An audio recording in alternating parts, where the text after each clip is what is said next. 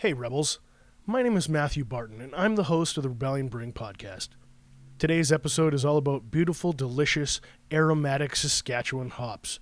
They're one of the most essential signature ingredients in beer, giving it aroma and flavors ranging from bright tropical fruit to dank, piney bitterness. Hops have been grown in Saskatchewan for more than 100 years, and today it's guys like Justin Shepherd and his family with JGL Farms who are carrying on that tradition and becoming an integrated part of locally produced craft beer. So let's get into it.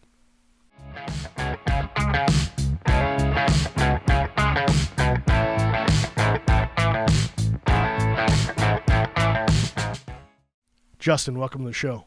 Thanks, Matthew. Thanks for having me. How's it going? Things are good. It's a nice sunny day, so can't beat that. Did you get a chance to try our Centennial wet hop beer? Yes, I did. I enjoyed it. I will admit, wet hop beers are sort of an interesting flavor for me. Sometimes the punchy bitterness doesn't come across. It's a bit more subtle. So I think I really enjoyed the beer you guys made with Centennial, and it's fascinating to me as a grower to see how different Centennial acts as a wet hop or dried or in a pellet or however it's used. It definitely is different. Oh, for sure.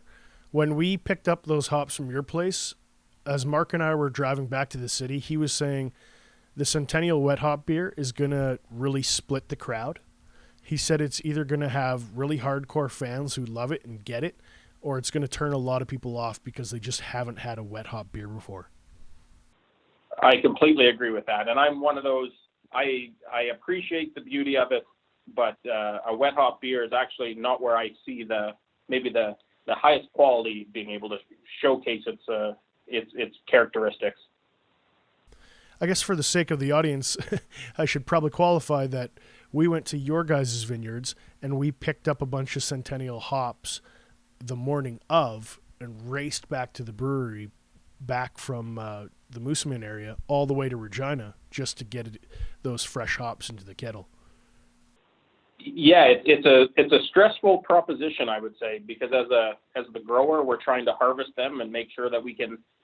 You've already started the brewing process at Rebellion, so we want to make sure that we can get them harvested in a timely manner. And oftentimes, if there's issues, and then you guys are racing back to meet the brewing team. So it's a very exciting day of beer brewing. I think it was one of my most memorable days of all my time at Rebellion. Just getting to walk through the vineyards and seeing your guys' operation, I thought it was super exciting.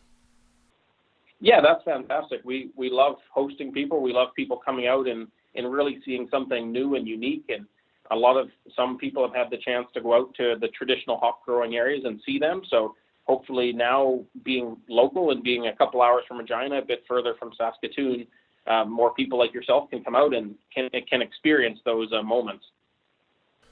So let's start at the very beginning. How did the JGL Farms come to focus on hops? That's a great question. It was a very slow kind of build up to get there. We're a third generation farm in Moosomin. We do have some grain land. We do rent that out to a neighbor. So looking forward as part of the family operation, I was trying to see where could we take our family farm into the next generation. And looking at the craft brewing industry, there was tons of breweries popping up in Saskatchewan. It definitely made sense to translate our family history of growing crops and seeing how we could be part of the growing craft beer industry. So it was we started with a very small yard, and we have started to expand. But when we started out, it was, can we even grow them in Saskatchewan? It was very unknown how a commercial hop yard would function. There's very little information out there on growing hops in the prairies. Traditionally, they're grown in places like Washington State, Idaho, Oregon. Germany is the traditional European areas. So seeing them in Saskatchewan for really the first time in a commercial way was very scary at times, but also it's really rewarding when it pays off and we start seeing some of the quality and the characteristics that are showing up in the hops. That's been the most rewarding part. Well, as you said, most hops that we're aware of, and we still purchase hops from the Yakima Valley region in Washington. What are some of the lessons you've learned about growing hops in Saskatchewan? One of the main things in Saskatchewan is we do have a much shorter growing season than they do. Their growing season in Yakima would start in basically February, and it would end in November, where it would finally get cold. Obviously, we come right out of spring in early May, so we had to figure out a way to ensure that our hops could grow the 18 feet needed to get to the top of the trellis, essentially in 6 weeks. The spring is so short, the summer is short. It's really about getting the hops to the correct height, which allows them to flower and then put on cones in the proper manner. So dealing with our local weather and our environment, while it has been challenging, it's also been really rewarding to see that they can grow here. And then along the way, realizing we're growing these hops for a reason, that they're a quality ingredient into a brewer's kettle. So really from the onset, we focused on everything we did on the farm was going to be around quality. And it didn't make sense. Being a small grower, we have the ability to take extra time on certain, whether it's our drying methods, whether it's looking after the crop in season.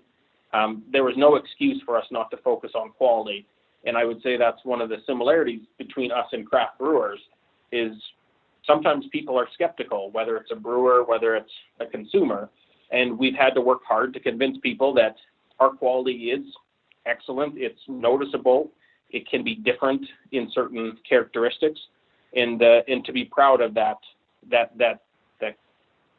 and to be proud that the quality is local, and it's grown here. I remember Mark saying that when you guys first approached him, he was very skeptical. He didn't really understand it, and he wasn't quite sure. But then he said he went out to a tour last year, and it completely blew him away. He said, you guys are not screwing around. And he was saying that it was one of the most impressive operations he'd seen. Yeah, that makes us feel great to hear that. And that's why what we're so appreciative about is the chance to have Mark come out and yourself come out during harvest to show off our farm, to show off what we are doing, and that we are really proud of it. It is a large family operation. We have multiple family members doing everything from growing the crop to processing. I have my little sister runs the Instagram account. So we have a large collection of family members who make it happen. And then when we can get a Mark out and he can see that, hey, they're legit, and that's where we hear, I heard Mark on the podcast from a few months ago talking about that, where he mentioned, I didn't expect it to look like that or to have that feeling. And that's what we're about. We want to definitely surprise you to the good side versus the opposite. So what kind of hops are you guys growing? What can we expect out of JGL Farms? So starting next year, we will be harvesting 14 different varieties. So we really went with a wide range from the traditional big C's, like your Centennial, Cascades, to some of the newer public varieties that we're allowed to grow. Some of those are Cashmere, which we're really excited for. It's got more of a fruity, citrus, herbal characteristic, which should be pretty good in modern kind of New England style IPAs.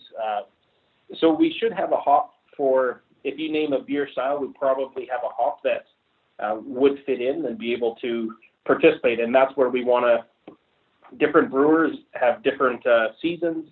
They have different approaches to what they want to brew. So we want to be the well-rounded supplier of hops. Some of the other ones, some traditional bittering hops like a Zeus or a Galena will have, and then everything in between. If you're looking at a English style ale or a German Pilsner, there will be some sort of version that we have that we can offer, and we're really excited to offer that wide-ranging selection of hops. Are people able to come out and tour the vineyard, or is that just a special thing for us? So we are always interested in hosting people. Obviously, during the busy season, it's sometimes tough.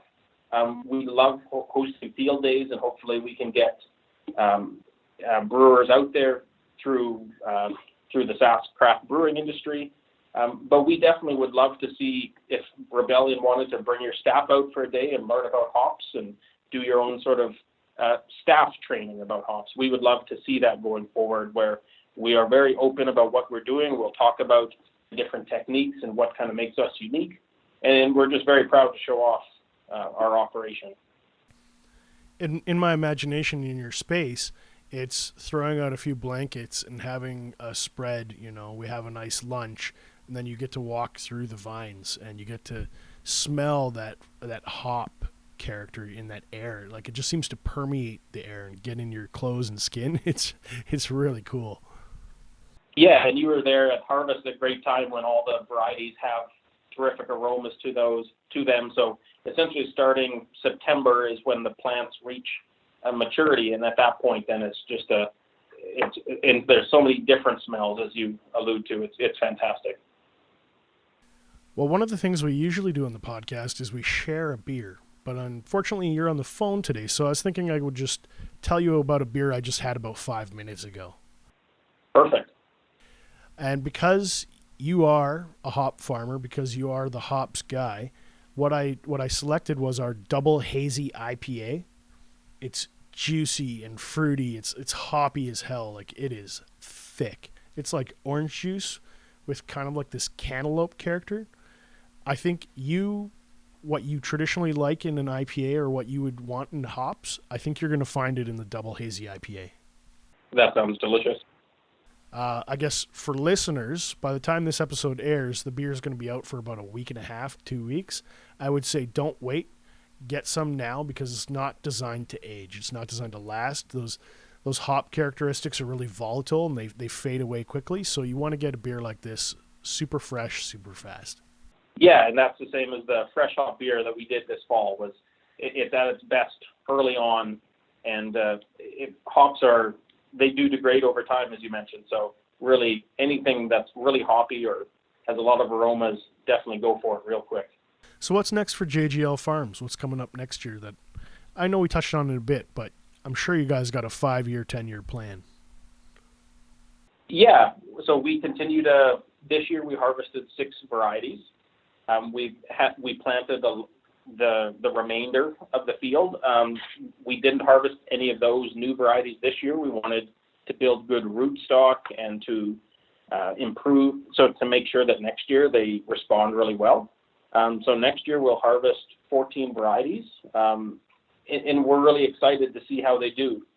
Again, some of the new varieties, we don't know how they will respond to being grown in Saskatchewan. I would say, like our Centennial, for example, when you compare it to a West Coast Centennial, ours tends to lean more on the citrus, and it's definitely more, it has lemon. It's a stronger on that citrus focus. So it will take more years to figure out what is our local taste, or what is our terroir coming from our farm. But I would say that on the Centennial, at least, it has leaned more of a citrus-heavy flavor, which for us is important for us to learn. And so when we approach Rebellion with, hey, we're growing cashmere next year, this is what our hop tastes like, the aromas, and then how do we share it with you to make sure that you get what you want out of the hop as much as we can be an input. So we want to be that supplier, that partner that definitely isn't totally hands off. We want to be very aware of what our quality is, what our tastes are, and then share that information with brewers so people can make the absolute best decision of how to use our hops. And that's something that we'll continue to learn as we partner with more people. We're really excited that what kind of aromas might come out of some of these new varieties. One variety I'm really excited for is called Sriracha Ace, and it was originally bred in Japan. And most people say it either tastes, you either get dill or you get like this incredible lemon, and you either love it or you hate it. So again, that's another one where I'm really excited to see how people perceive it, and then also how it grows and in its characteristics from our farm. It's wild that you bring that up because Vanessa was literally talking about hops that have a dill characteristic and how it utterly splits the crowd. People either just lights out love it or they just hate it like with a passion. Yeah, and it's fascinating how people perceive the same hop or the same smell very differently, and that makes in some ways it's a lot of fun. It also means maybe half the people won't like it, but half the people certainly will, and they'll love it. So, and that's exciting. Maybe this is a little esoteric, but Saskatchewan soil seems to, people keep saying there's something magical about it. It's something special. And it feels like you guys are just at the beginning of the journey of figuring out how that works. Would that be accurate or inaccurate? That's very accurate because hops take 3 years to reach full maturity. So it takes a long time to bring a hop yard to maturity, and so it's difficult to know how they will react in our soil. But we're very fortunate to have terrific ground where we're at. We have a lot of technological advancements where we're irrigating the crop. We're very aware that the soil is very good, but we definitely lend it a helping hand to give the hops all they need. Man, it's super exciting that you guys are doing this. I love getting to brag that we're using Saskatchewan-grown hops in our beers. It's so fun, and I love seeing your guys' passion on the hop side, because we can talk to the barley guys, and they're so excited too, and we talk to the maltsters from Saskatchewan, they're so jazzed. It's cool to see the industry grow up like this. Yeah, and it's really, we're just part of the chain. We're seeing craft breweries grow up and do different things, and it's fantastic that we can be part of such a collaborative, friendly, almost in a way non-competitive industry where people want their neighbors to do well and to succeed. And that makes it a lot of fun to go to work every day when you know people are genuinely rooting for you to do well. And the better hops we can produce, or the better barley our neighbor can produce, the better beer that at least starts out life. So we're excited to be part of the industry. It's been fun to see my whole family get super into it, whether my parents, my aunts and uncles, cousins, siblings, partners, everyone has bought into it and is like, this is a pretty cool story that we can be part of. That's so deadly, man. Justin, I want to thank you for your time today. Yeah, thanks for having me on. I hope we get to chat lots more going forward about different things that we're doing and then what you turn those products into. It's a shame we had to wait 89 episodes to get you onto the podcast, because I feel like there's so much more to talk about and learn. Yeah, I'm ready whenever you are. Rebels, thanks for listening today. I'm going to include links in the show notes so you can find out more about JGL Shepherd Farms and their operations. You should definitely check them out on Instagram. They've got some really great pictures. As you know, this podcast was never intended to be a one-way conversation. You've given me something precious, your time, and what you have to say is important too. If you'd like to join the conversation and ask our guests more questions or leave a comment about an episode, join us on our brand new Facebook group page. It's just at Rebellion Brewing Podcast, located right on Facebook. Share your thoughts with us. I'd love to hear from you. As always, if you want to find the latest news about Rebellion Brewing, be sure to check us out on Facebook, Instagram, and Untapped. Thank you for joining the Rebellion.